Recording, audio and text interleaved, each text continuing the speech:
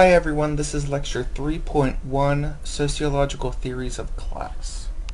Here we will lay the groundwork for what we're talking about in this unit for this week and the next week, and then we will go from there.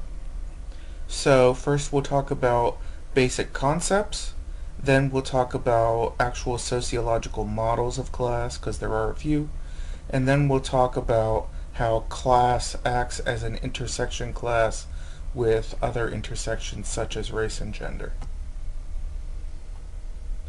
So first we have to talk about stratification because class is a specific stratifier. Stratification is the condition of ranking people as better or worse than other people in society and saying this kind of person is a little better than this kind of person, who's a little better than this kind of person, etc. All societies have some sort of social stratification. Some systems are very complex, some are relatively simple, and some societies, such as ours, have multiple systems of stratification, and those systems then intersect with each other. Slavery is one and most extreme form of social stratification. It is based on the legal ownership of people and treatment of people as property. We talked a bit about slavery when we talked about race. This is an example of a slave mask, and I feel it is a good. It drives home the point that this kind of thing was put on another human being for possibly weeks at a time. You'll note the piece of metal on the inside that would go in the person's mouth and basically gag them for the duration of while the mask was on them. Other people can be treated as objects in systems of stratification, and that is the most extreme way a system of stratification can be. A caste system is another form of social stratification in which status is determined by one's family history and background, and this cannot be changed. A caste system, there are many different types of caste systems in the world. The most famous and possibly most complex of those was the Indian caste system that was made illegal in the 1940s. It still does exist to a bit to this day in a de facto sense. Those castes were and continue to be based on who your family is. So if you are born as a cook or a chef, your parents will be cooks or chefs. If you were born as a prince, your parents would have been princes. If you were born as a garbage collector, your parents were garbage collectors and your grandparents were garbage collectors, etc. Caste system. The Indian caste system is based largely on religion. Caste systems don't have to be based on religion, but they can be. Yeah. Apartheid was another system of stratification. This is the term for a system of segregation of racial and ethnic groups. And when we talk about apartheid with a capital A, we are talking about apartheid as it existed in South Africa between 1948 and 1991. The apartheid system in South Africa was set up so that, different from American segregation, where one group of people was kept from using the same restrooms or the same facilities. In South African apartheid, people were kept out of entirely different parts of town or even entirely different cities. That is another system of stratification based on race. And then social class. This is the system that we have in the United States. It refers to a system of stratification based on access to resources such as wealth, property, power, and prestige. And we will be discussing social class for the remainder of this unit. Sociologists sometimes refer to class as socioeconomic status. Those things are not exactly synonyms, but when a statistical sociologist is working with this phenomena, they often refer to it as SES, because that is basically how much your family income is in a given year, and it's often used as a swap out for class. The United States, Great Britain, and most of the rest of the world have detailed class systems. This is a relatively modern phenomena in modern capitalism. The British class system is more obvious than the American class system. The British class system has even distinct accents and modes of dress for people of various classes. The American class system is a bit more subtle, largely because of the ideologies that we'll discuss later in the lectures that we as Americans abide by. We as Americans don't like to admit that the class system exists, while the British society and culture is a bit more embracing of the reality of class. Before we move on, we have to talk about income and wealth. These are not the same thing. Income is the money you earn from year to year, and for most of us, this is the money we get from our jobs. But the blanket term income is just any money you get this year. This year's income, and next year is the money you get next year, etc. Wealth, then, are the things we own that make us money. This is one way of defining wealth, and this is the way that we'll define wealth. The most common forms of wealth are homes and real estate, or property. Some people also have investments in stocks and bonds, and so those kinds of investment that gets you a return on investment, that is also wealth. And for the vast majority of us, that's about where wealth stops. Now, the upper classes sometimes own what Marxists and Marx called productive property. These are wealth that make new things, such as factories, such as farmland, such as fast food franchises. And rich people control not just most of the productive property in society, but they control the majority of the total wealth in our society, and that is what makes them rich, right? Social reproduction is a phenomena in which classes reproduce themselves with remarkable effectiveness. So if you observe, if you look, if you read, rich people's kids are almost always rich, right? That is an interesting phenomena to us. Poor people's kids are almost always grow up to be poor and then have poor kids on their own. Middle class, etc., right? And this is something the French sociologist Pierre Bourdieu observed. And he accounts for this through the mechanism known as social capital. He observed and theorized that social capital is what creates social reproduction, cultural capital. And cultural capital is the knowledge that we have that allows us to exhibit our class status. So it is what we learn from our parents on how to be of a given class. And our parents teach us what to appreciate, our hobbies, our tastes, etc. This is best illustrated through examples. So upper class cultural capital would be the opera, caviar, or trips to Europe. These knowledges, right? These appreciations, these things that you like. These are upper class cultural capital.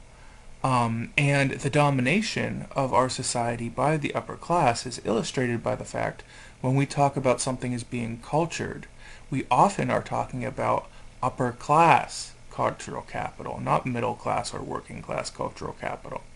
But middle class culture is just as much culture as upper class culture.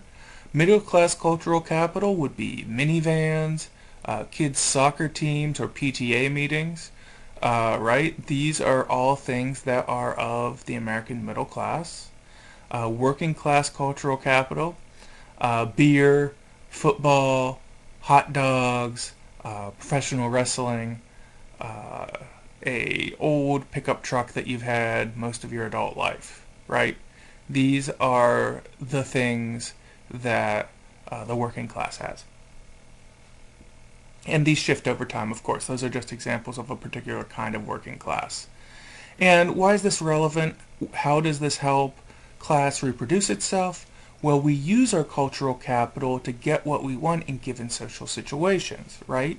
So if you are interviewing, if you are an upper class individual and you're trying to make a business deal, you will say to someone also of the upper class, well, didn't you love Prague in the spring or something, if you knew someone went on a fancy trip?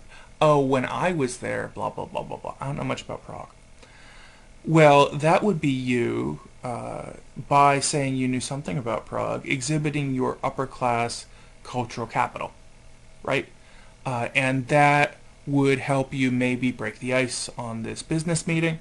And through this business meeting, then you secure money that helps your family continue being upper class, or maybe helps you get your first job to go from being your parents' child to having your own upper class foothold, and then it reproduces. You're trying to get a job at Lowe's, and you're sitting there in the group interview, and someone asks you, hey, how about that football team? And we go, oh man, football's great. I love the football team. That, and then that endears you to the person trying to hire you. That is a working class exhibition of cultural capital, and helps you get the job. And this is how class reproduces itself.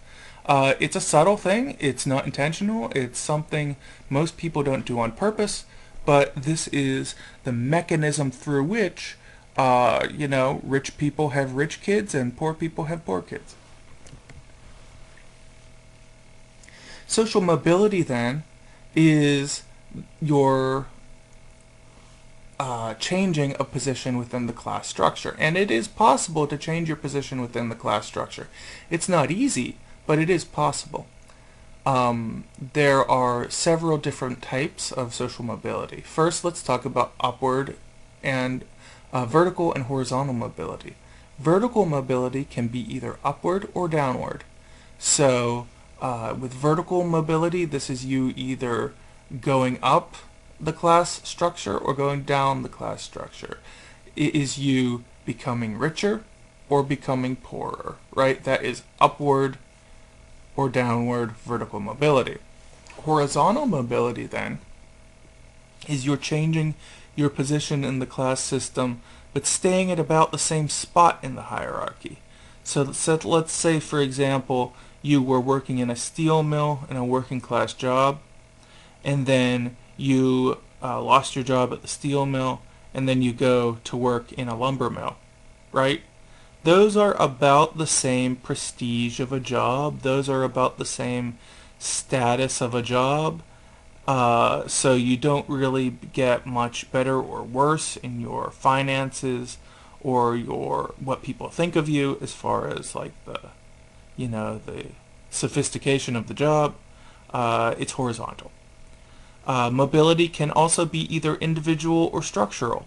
Individual mobility occurs when one person or one family changes their class status. Structural mobility occurs when large numbers of individuals change their class status because the structure of the society, because the way society is put together changes.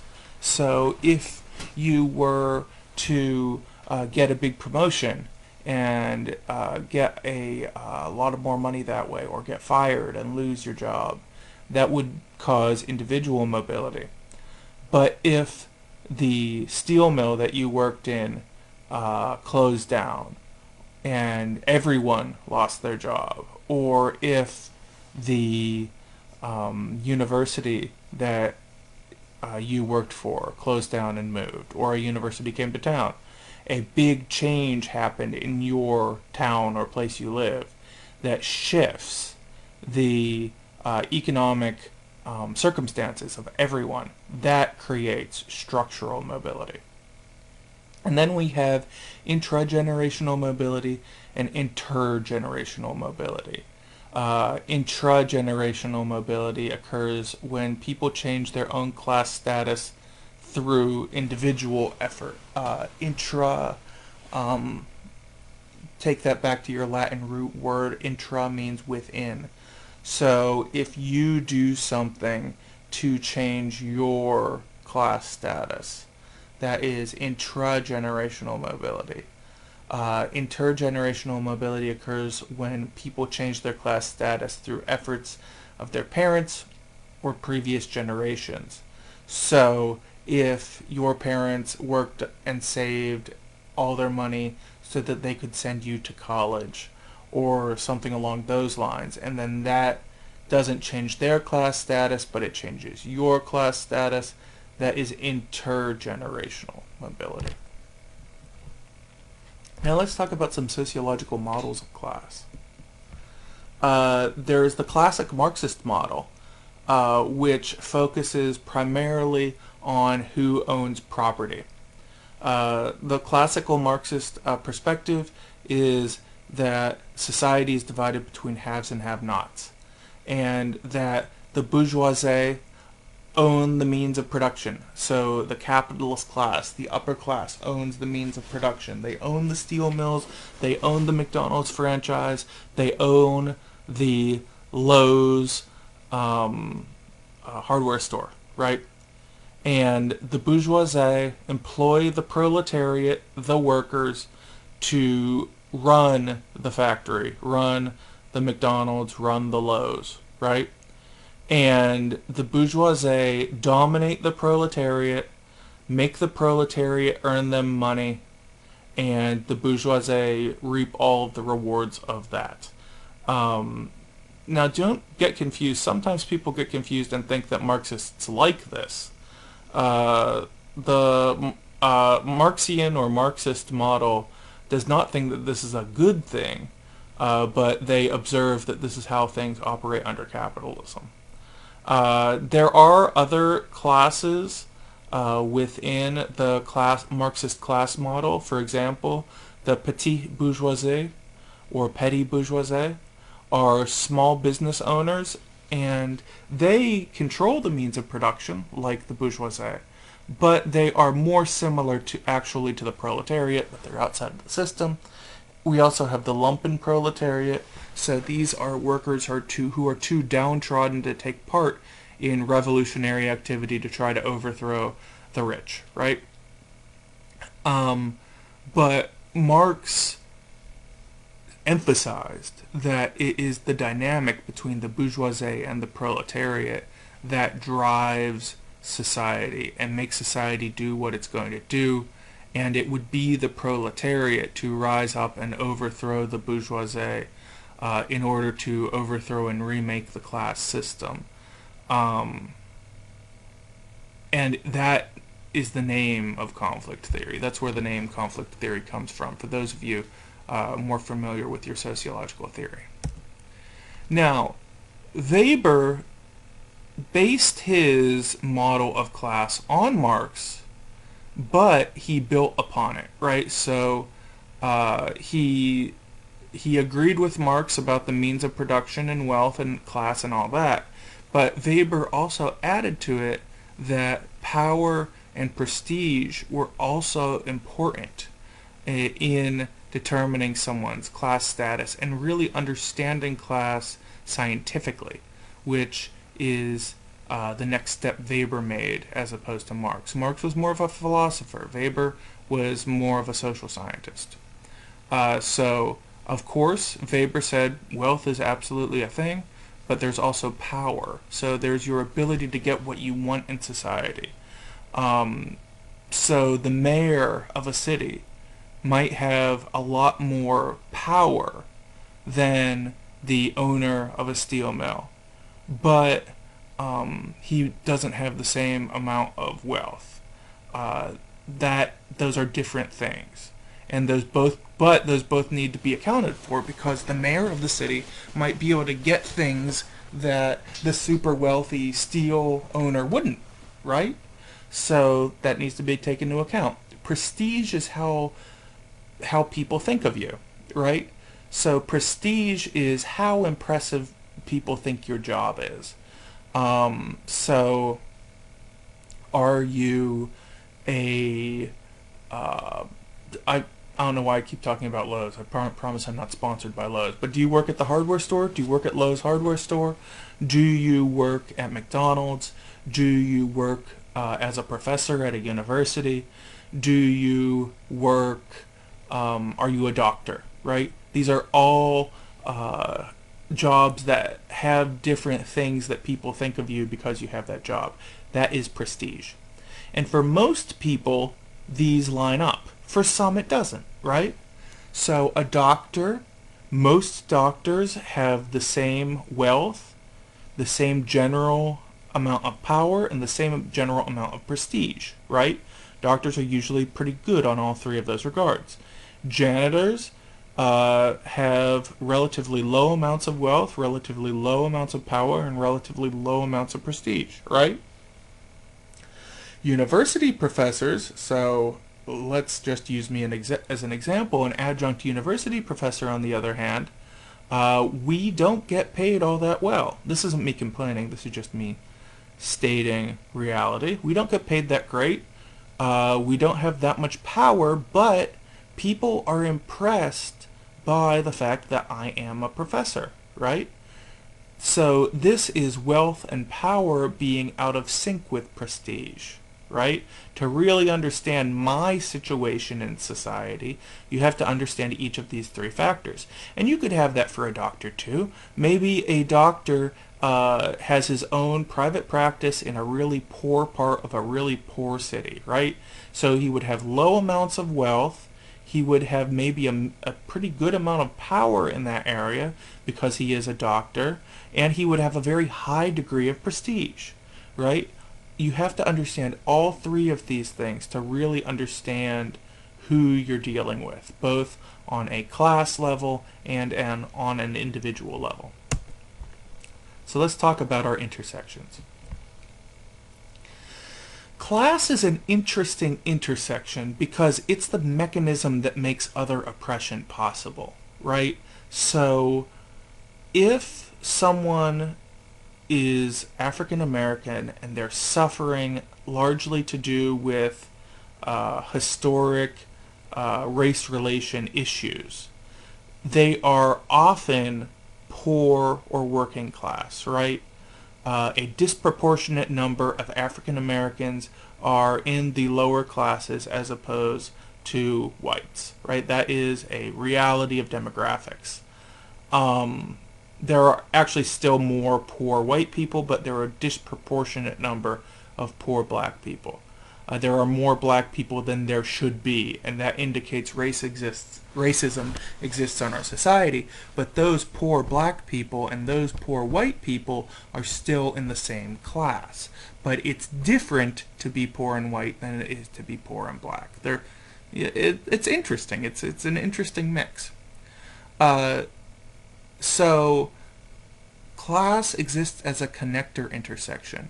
However, classical Marxism, the classical Marxian or Marxist, it's a minor difference in words, mistook the intersection of class to mean that racial problems were less consequential than class problems. And this applies to sex and all that. So a classic Marxist perspective would state that without class, issues surrounding race and sex and gender and sexuality would just evaporate, right? So if we got rid of capitalism, if we got rid of the class system, then we would all be equals because class would go away. And here we have a poster propaganda poster from the Soviet Union. That translates to "we don't allow hostility between races," right? Because we are good communists, etc., blah, blah, blah. This type of ideology that class was the only thing that actually mattered, and it sounds like it could be true, even it's not, because it ignores the realities of race and it ignores the reality of sex and every other intersection just to emphasize class. This was used by the Soviet Union and other communist regimes to actually oppress people, to oppress black people and women in the Soviet Union toward the end of, getting what the masters of those societies wanted. It's really interesting. It's a fascinating thing, is what it is. And it sounds like a good ideology, right? It sounds like, okay, we'll get rid of class, and then racism will just disappear. If that were the way things worked, it would be great. But it's not the way things work. Sex also intersects with class. So single women are more likely to be poor than their male counterparts, single male counterparts. There are a number of phenomena that back that up. Pink-collar jobs are a marked phenomena in our society. These are jobs that pay little with poor or no benefits and are dominated by women. Examples of pink-collar jobs include childcare providers, preschool teachers, and to some degree the lower level of bank tellers. Also certain like nursing home workers, certain low-level healthcare workers are relatively low pay but dominated by women. Additionally, women who hold sole custody of their children are more likely to be poor, and this is due to perceptions of gender roles that are still prevalent in our society, and this is perpetuated by judges or legal authorities who perceive mothers as inherently better parents than their fathers. And of course, this does hurt men in custody hearings emotionally and with their relationships with their children, but it more often hurts women financially in terms of custody agreements and all that. In the big picture, we don't know what individual cases are, but when we look at the big picture, that's what it causes. Additionally, if a woman is the sole parent, the cost of childcare is a tremendous burden on that parent. So to keep a child alive, you need a certain amount of food, you need a certain amount of housing, and if you want to work, you need a certain amount of childcare. I tell people that don't have children, and I remind them that childcare is incredibly expensive, and to get one child into a good childcare 40 hours a week so that you can go do a 40-hour-a-week job if you're a single person, that can cost as much as $1,200 for one child. And that is higher than a lot of us pay mortgage payments or rent for our apartments or whatever, right? That could be more than you make in a month, $1,200. That's a good chunk of change, right? And that is a tremendous burden if you are a single parent working at a preschool. When race intersects with class, we see interesting phenomena. The white poor make up the vast majority of poor people in this country, as I mentioned. But often, when we think about poor people, we think about black people that live in cities, right? And this is illustrated by the fact that sometimes when people don't want to say black, when they don't want to refer specifically to race, they talk about urban things. Oh, the urban demographic, and people know what you're talking about. Oh, you're talking about working class and poor black people. That's really interesting. That's really interesting sociologically. The reality of the matter is, as I mentioned a couple minutes ago, is that most poor white people live in rural areas. Most poor people live in rural areas, and most poor people are actually white. This is not how we perceive society often, but that is the reality of the matter. It appears we have a little bit of text that sneak in down here. As demographics shift, the racial demographics of the working class are changing. That is a reality. I think that bled over from the next slide. So we often misperceive the working class as being overwhelmingly white. And when politicians are talking about the working class, they're often talking about white conservative working class people. We saw this very much in the 2018 presidential election, right? Trump was seen as being the champion of the working class. Well, the fact of the matter is that demographics of the working class are shifting toward being Latino and toward being female. It is shifting away from that white working class male to being a Latina working class female. It's not only in the United States, but that's shifting worldwide too. It's like that's what the working class looks like. And it's a very interesting phenomena. And I'm a member of the Working Class Studies Association, and this is something that we as an organization are absolutely fascinated with. Okay, that is it for this lecture. We will continue on these themes in the next lectures, and I will talk to you soon.